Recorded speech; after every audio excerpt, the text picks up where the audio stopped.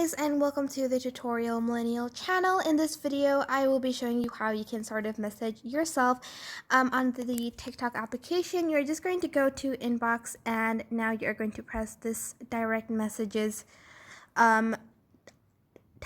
You're going to press this one, and you are just going to select on your account and press chat. And here you can send messages, and you can even send yourself videos. For instance, this video is really important and you have a lot in your saved sort of tab.